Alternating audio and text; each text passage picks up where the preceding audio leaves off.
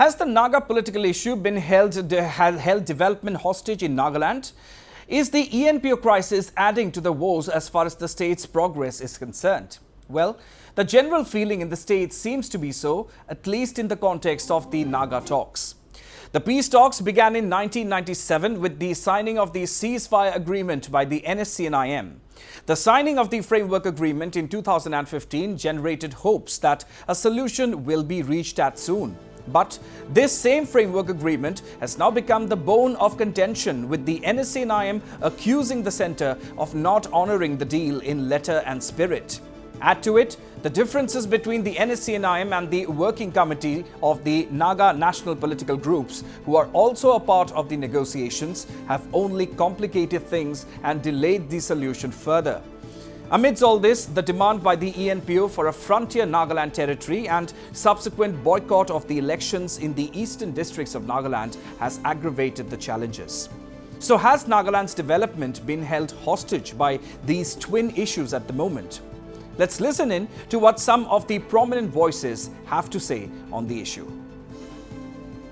Yeah, I think to a large extent, the state is being kept at ransom, because for a long time we are still talking of the Naga political issue, which is unresolved.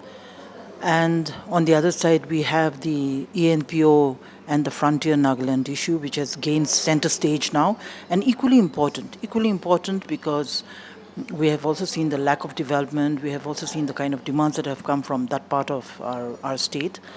But in the long run, we are also seeing a slow pace of development, of controversies, of so much of things that need to be done and have not been taken up. It's time now, I think, to take a definite step, particularly as far as the Naga political issue is concerned, from the negotiators themselves and from the government of India, because the ball has been in the court of the government of India for quite some time.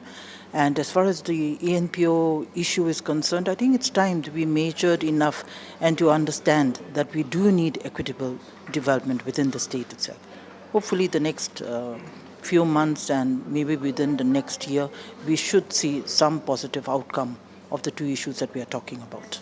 Question on whether Nagaland being kept as a hostage on the Naga political issue as well as the ENPO issue.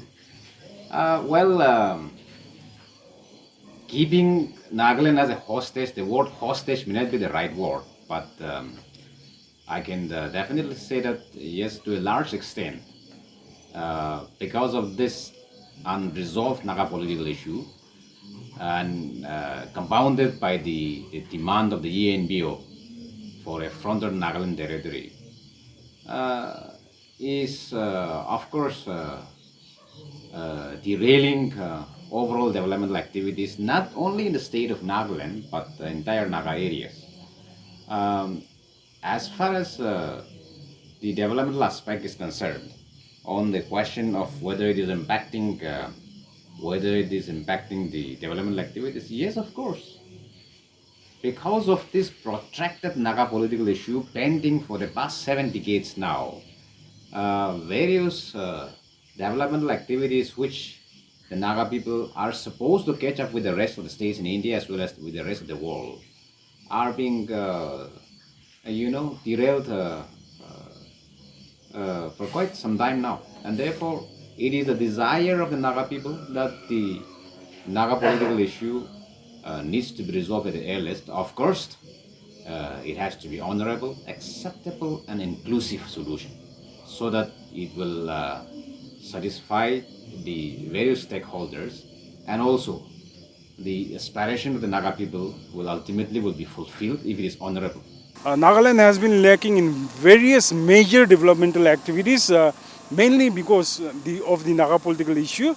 And as we know, because of the existing and prolonging unresolved problem, there has been lots of outside investor wanting to coming into Nagaland, as has been claimed by the state government also, but they don't want to come in because of the unwarranted incidences and also the disturbances that is being caused to the investors.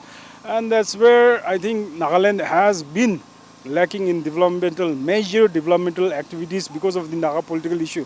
But as well as I say no, because other funds or other state-wise developmental funds in this resource crunch state is being provided by the central government without any hesitations. There is no lack of funds or other small developmental activities for the state, including road or other sectors. All developmentals are there.